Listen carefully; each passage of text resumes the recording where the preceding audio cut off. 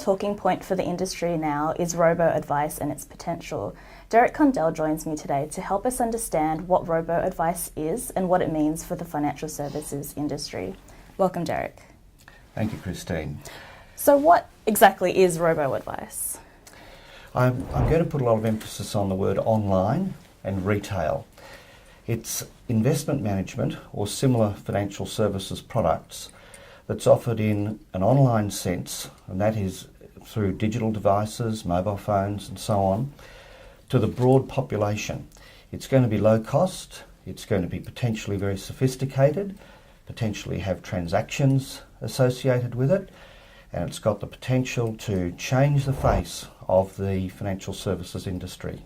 There's a couple of other things I'd like to talk about to do with what is robo-advice. It's become a generic topic that's covering so many different subjects at the moment, and to be honest, I don't think all of them are robo-advice. Some of these new things titled robo-advice are in fact just natural developments of calculators and business practices that would happen in the industry anyway. But I do want to bring your attention to one or two important things. Firstly, is it superannuation or non-superannuation, or is it both? We need to know. Next, is an advisor going to be associated with the advice or not? We need to know. And there are many different models like this. The next thing is it general advice or personal advice? And again, robo-advice can be either. And there's one or two other things that are coming as interesting developments in the industry. For example, only this week I read that life insurance is now going to be called robo-advice.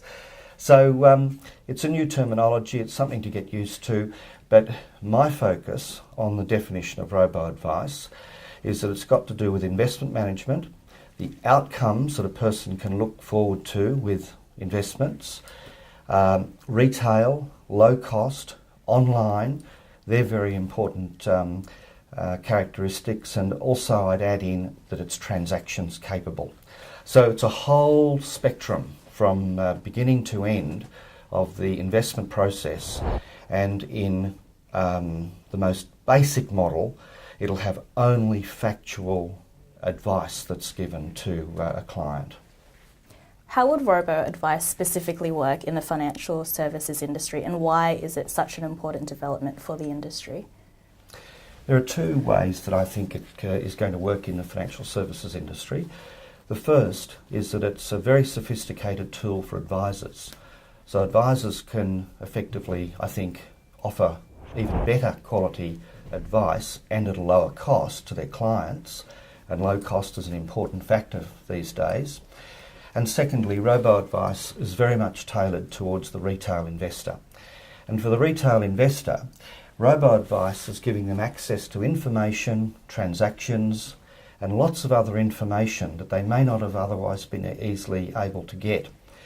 One of those bits of information is the ability in the superannuation world to make an estimate of your retirement income. And we've got access to a calculator that's very sophisticated. It's called a stochastical calculator. And that gives far more accurate estimates of what you might get in your retirement for your income than the current round of calculators that are available. Why is this the case? It's simply because the capacity of computers and servers and the mathematics is much more advanced today than it was even 3 to 5 years ago. 5 years ago, to offer this type of tool was very difficult and slow over the internet.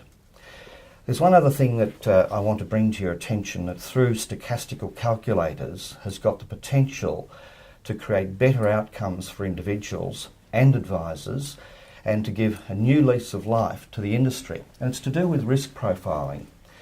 We believe that risk profiling is not the best way to assess a person's risk, that there are better ways.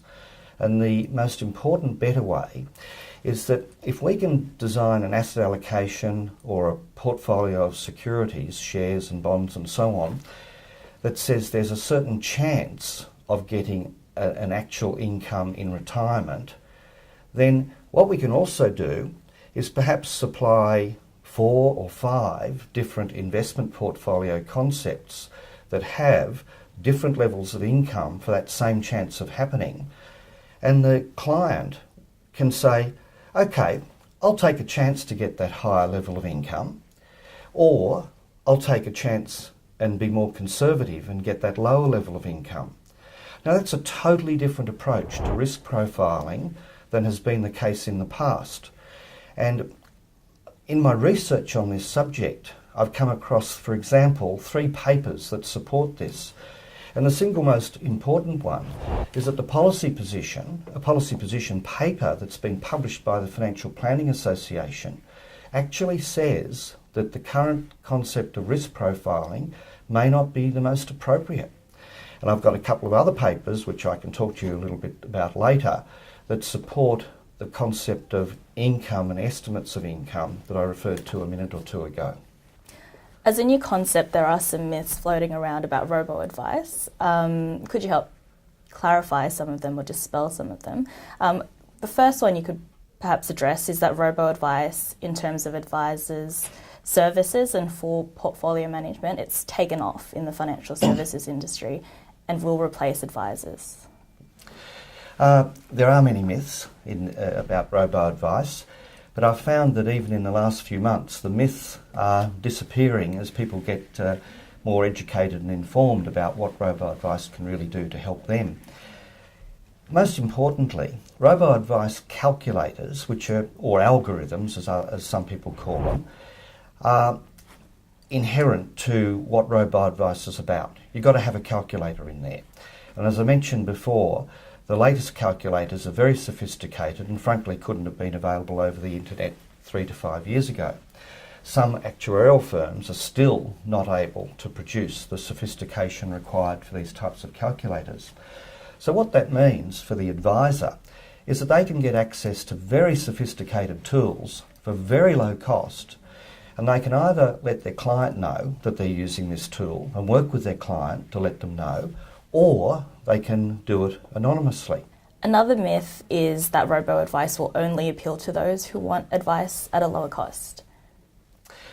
I think that robo-advice is going to start with the clients that are smaller to medium-sized and who are chasing lower fees.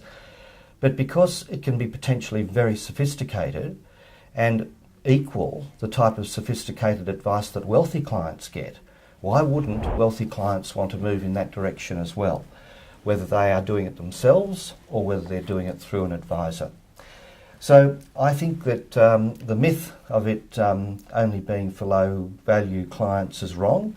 I think it's going to apply across the board, and I think that there are certain characteristics of robo-advice, and with the large number of players wanting to get into this, I think it'll occur in the market faster than people think. I also refer to many of the developments are what I call natural developments that people have, businesses have, calculators are having, and those natural developments are getting, in some cases, wrongly titled robo-advice. I suppose one other measure of how much take-up this is going to be is what percent of the market will it need to be noticeable. And I'm going to suggest that a figure like 1 to 2% of the superannuation market will make robo-advice very noticeable. Because if you put that into the context of actual figures, not percentage, our superannuation market in Australia is, I think, around $1.8 trillion now.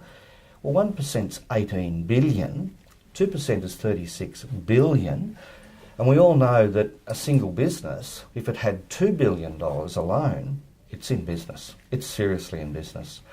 So we don't need a huge percentage of the market to create a bit of a movement and even disruption. I think the word disruption's overused, but robo-advice is definitely going to come into the market through natural and disruptive means and take its share across the board.